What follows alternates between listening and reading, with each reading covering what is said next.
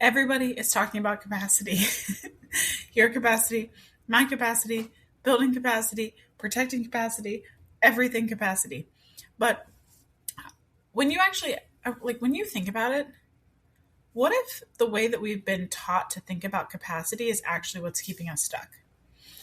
Welcome back. And the reason that I wanted to talk about this is because when this episode comes out, I'm going to be in the thick of summer camp season on our farm.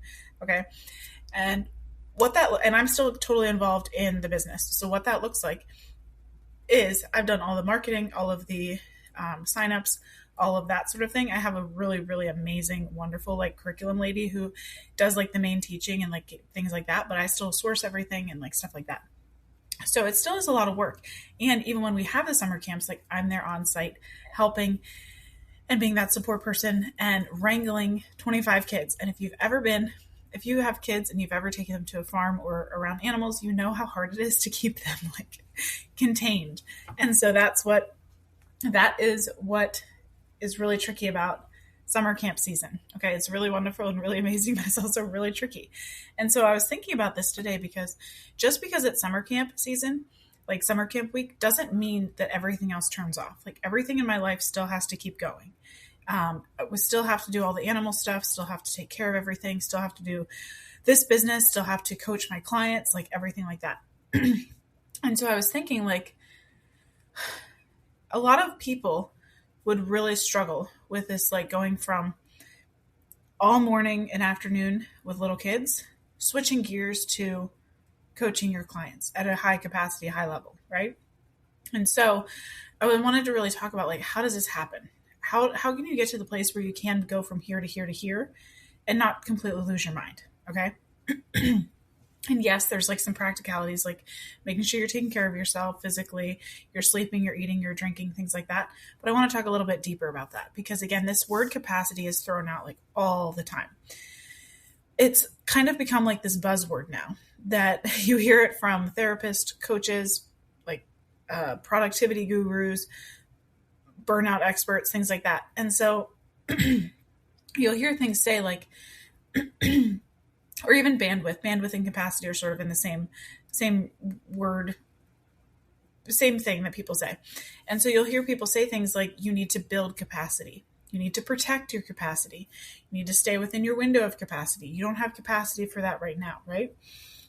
And so the word gets used so much that we've actually stopped asking what it means. And it's essentially become a really sophisticated way of saying something I can't handle that. And that's fine. But the issue that I have with that, and the issue that I have with so much of this nervous system work that sort of just popped up that everybody's doing now, is that nobody's ever asking why you can't handle it. It's totally fine and acceptable if you can't handle something. But again, we need to ask why you can't handle it. Okay. Because the conversations that people are having they always stop around the symptom, right? Which is you're overwhelmed, you're exhausted, you feel you're hitting a wall, you feel stuck, whatever. And what people tell you is you need to do less, you need to rest more, you need to set boundaries. And again, these are all really good and amazing things. But it's kind of like a doctor just saying take ibuprofen every day instead of figuring out why you're having this pain in the first place. Okay. Because your body's not randomly just running out of gas. It's not randomly just hitting a wall. There's a story underneath the symptom. And again, I'm not just saying because you're doing so much stuff. Yes, that can be a symptom, but why are you doing so much stuff? So it's getting really curious with this.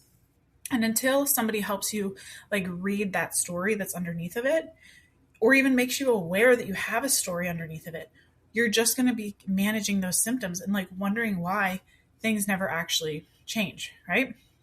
And so this is it. This is what I do, is figure out why your body is telling you these things, why it feels like you hit the limit. And again, it's not because your body is bad or damaged or whatever. It's literally because it's trying to keep you safe. Right. And again, you don't necessarily think about it like that because you just think I need to get all this stuff done. And it's I'm so exhausted. Why can't I get all this stuff done? There's a bigger reason why your body feels like it needs to slow down so that you can't get all this stuff done. Okay. So that's what we're going to be talking about today. And so let's think about this from a electric perspective. The only reason that this analogy popped in my head is because we recently had some electric work done at our house, and we have like a million different little breaker thingies in the basement. And I was asking the electrician about it, and he explained it to me in a way that actually made sense. Electricity is not my thing. It kind of freaks me out. But side note, okay. So think about electricity, right? If you're in your house, if you're in a restaurant, wherever, I'm assuming if you're listening to this, you are using some sort of electricity in order to power the device that you are on. So therefore, you have plugged in the device so that you can listen to it. So you have circuit breakers in your house. These circuit breakers are really good and very, very important, because when the electrical load of that breaker goes too high, so basically like a device is pulling too much energy out, the breaker trips on purpose, right? So it does exactly what it was designed to do, which is to say, it's pulling too much energy. We're going to shut it off and cut it off. Okay. That's literally what your nervous system is doing, right? So like when you feel like you can't take one more thing, that's like your breaker essentially saying like, nope, we're done. Okay. And that's fine. That's good information. The problem though is that, again, most people stop right there. They say, oh, your breaker's done. Okay. The problem is that the circuit breaker in your body and the circuit breaker in your house, you need to figure out what's taking so much of the load. Why is this saying that it's too much, right? Because if you just keep, again, what's the term? Like flipping the breaker thingy back over so that it's not tripped anymore, it's just going to trip again until you figure out what is pulling too much of the load or what is telling that breaker that it's too much. And the same thing is true for your body. A little bit different because obviously we are not an electric circuit breaker, even though we do have those electrodes and everything running through our body. But your body, that breaker in your body was calibrated a really long time ago. And it was set during moments of childhood fear, overwhelm, rejection, powerlessness, abandonment. And when your little body had to figure out how to handle something that it did not have the resources to handle. And unless and until something changes, your nervous system is still going to run on those original settings. Literally. That's all it's going to do.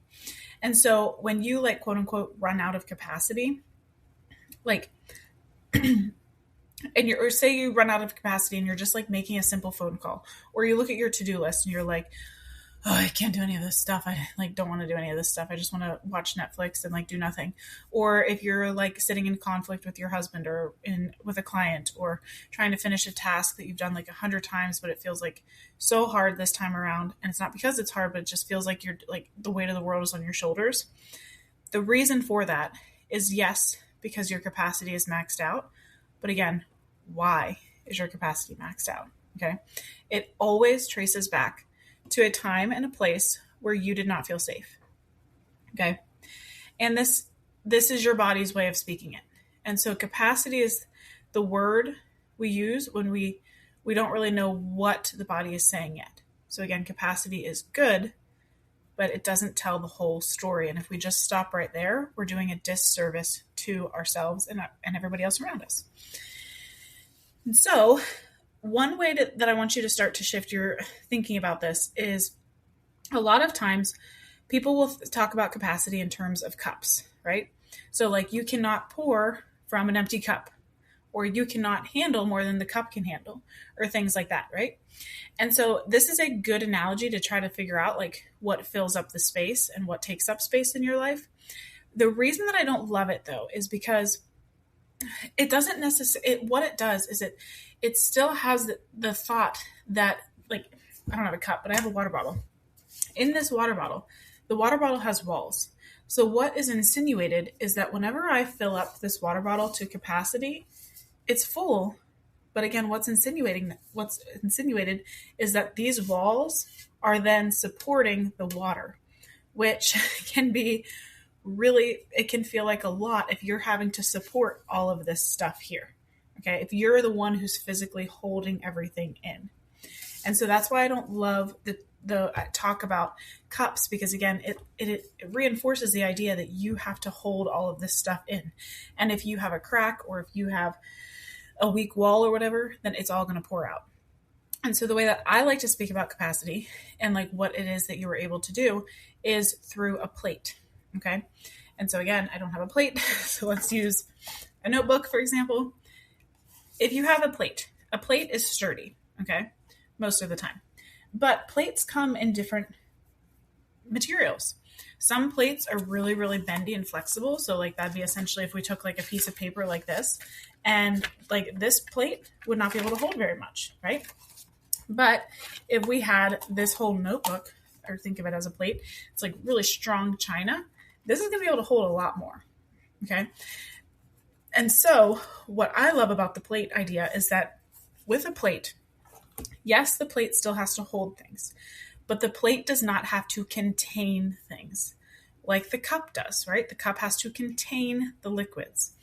The plate has things put on it, but those things are expected to be able to stay on the plate by themselves. They are not expected to be held up or to be, quote unquote, like taken care of. They're still meant to be supported, but not held up completely. Okay. And so certain people have, again, plates that are like those really cheap Dixie plates. So you can't put a lot on them. And that's okay until you figure out why the plate is so flimsy.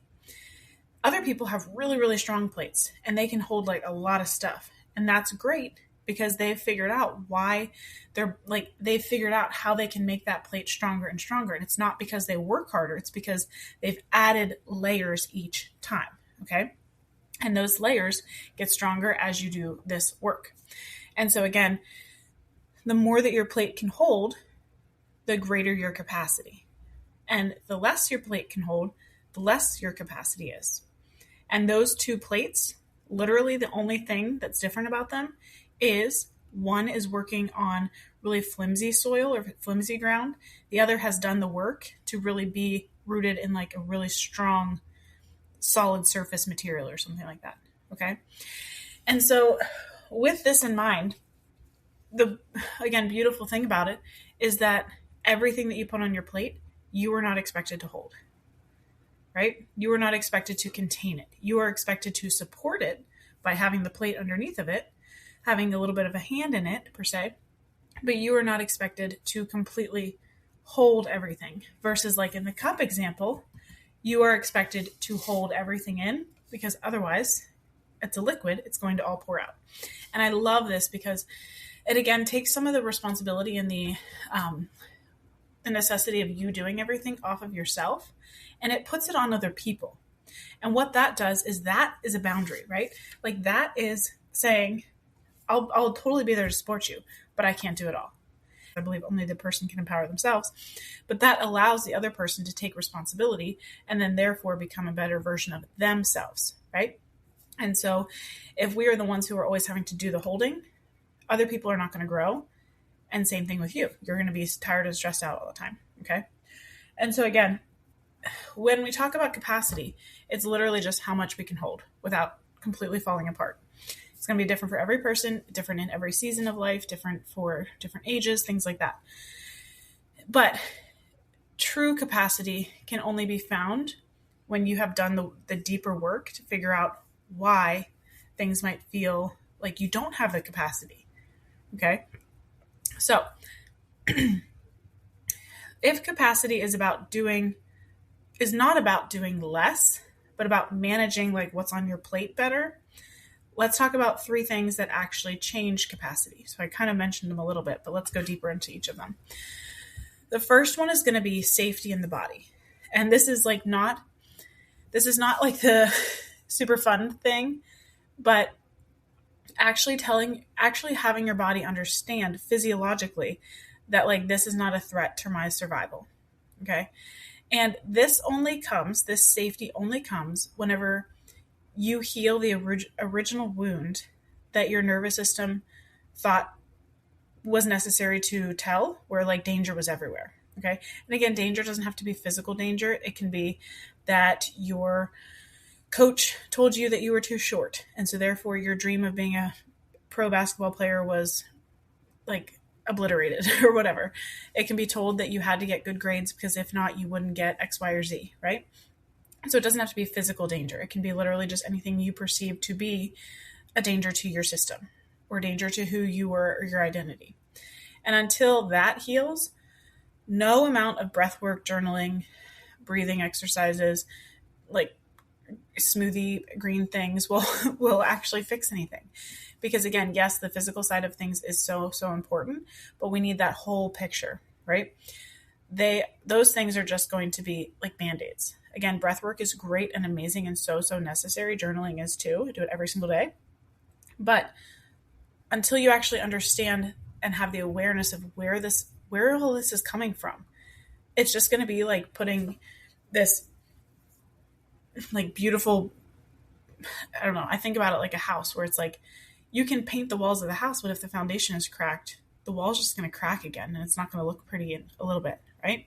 So the same thing is true. We really want to fix that foundation so that the walls at first, it's going to look super jacked up because like it's going to be a mess everywhere. But then once that foundation is fixed, everything else can start to really be solid and can be built around that solid foundation. And that's whenever the house really starts to take form and take shape. And you can do whatever you want to the walls now. You can paint it whatever color and you know that it's going to stick and it's not going to crack again. Okay, so that first one is, again, safety in the body. The second one is all about identity. And again, identity is like so thrown around nowadays. But if we look at what Scripture says about identity, it's in Proverbs 23. It says, as a man thinks in his heart, so he is. Okay. And this ties back into that first one of safety so much, because what you believe about you, about who you are, determines what your body allows you to experience. Okay. And you might be like, that doesn't make any sense, but it does make sense, because if you believe that you are never going to be tall enough to be a pro basketball player, then your body's going to be like, you can't play basketball. Like, it's not even worth it. That's the story that you're going to be telling yourself without you even realizing it. It's in your subconscious, right? But if you allow yourself to say like, yeah, I'm short, but like, who cares? I could be a pro basketball player. Then you're going to go and you're going to show up differently than if it was to say like, I could never be a pro basketball player. Okay. Same thing is true. Like if somewhere inside of you, like you believe that you will be abandoned if you need something, that love has to be earned, whatever, then your nervous system is still reinforcing those beliefs and it's keeping you small and without increased capacity, because capacity is not just physical. It's truly a reflection of what you believe you are worthy of holding. Okay. So again, that first one was safety. Second one is identity. Identity ties directly in with safety. And the third one is Jesus. And so with this one, obviously Jesus is the foundation of every single thing that we do. And so with this is an invitation to let somebody else hold what you were not meant to carry on your own. And it can be really, really scary to do that, because especially if you are my people, which I'm assuming you are if you're listening to this, you are the person who is very go-getting, ambitious, hardworking, and those are good things if they're rightly ordered. If they're disordered and they're coming from a wounded place, that's whenever things get a little bit sketchy. Because when you're doing it from a rightly ordered place, you can do the work and then step away and say like, I need to take a break. I'm done. And you just trust that Christ will be there and he will take care of the rest if it's according to his will. And if it's not, then you trust in that too. Versus if you are doing this from a disordered place or a wounded place, it doesn't mean anything's wrong with you. It just means you haven't done this work yet. That you are then always having to do it all on your own. You can't rely on anybody else for help. Not because you don't believe that other people could potentially help you, and like not that you don't want to surrender everything over to God, but it feels like if you do, then like you're going to get the rug pulled out from under you or wait for the other shoe to drop, right? And so with this, capacity expands whenever the loads start to shift. And the load of what you're carrying starts to shift whenever you allow yourself to finally be held. Okay. I literally have a program. It's called Held. I ran it in the summer of 2025. And it's so good. It's so wonderful. It's all about allowing Jesus to hold you and like really receiving that you are his daughter and that he loves you. Okay. So if you're interested in that, I'll link it in the show notes below. Okay. So again, those three things: safety, identity, and Christ. All right. And not just Christ, but like allowing yourself to actually be a daughter of Christ. All right. And so I hope that this episode was helpful because I really want you to see that you don't have a capacity problem. God made you to hold everything that he wants you to hold. What you have is a healing opportunity, right? Because again, if God gave you all these responsibilities, he knows that you can do it, but you just might have to do some work in order to be actually able to do it. And so again, if you're going through like I can't do this, like if you feel like you're stuck, if you feel exhausted all the time, that's your body saying like, I need support. And yes, you could do the physical things. You could add the electrolytes, you could add the sleep, you could do the deep breathing. Those are all beautiful, great things. I do all of those things. But I've also done the work where I'm not just going to push through it, right? Because those things are pointing to something that is deeper. And until you fix the things that are deeper, those other things are just going to keep coming back up. They might manifest in different ways, but they're just going to keep coming back up because your body is so, so wise and it wants to protect you. It's not doing anything bad. It's just trying to protect you. And its only way of trying to get your attention is to whisper first. Most of us ignore that. And then it starts to scream. Okay. And that shows up in your relationships. It shows up in your body. It shows up in your work, everything like that, in your relationship with God.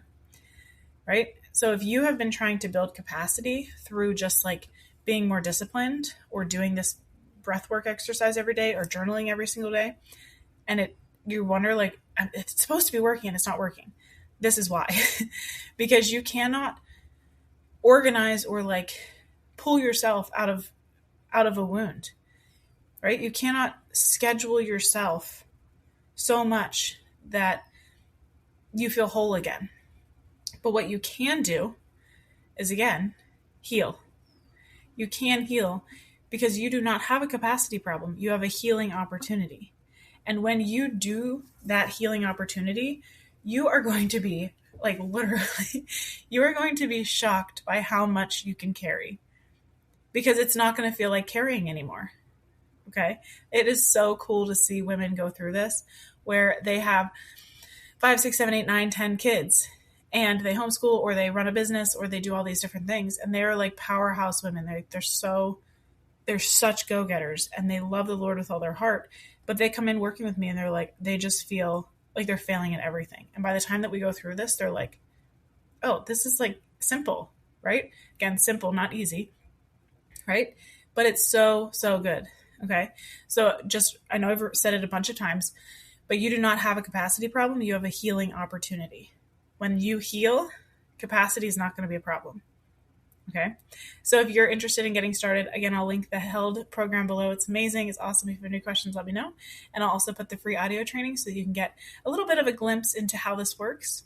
And really looking forward to see you next time.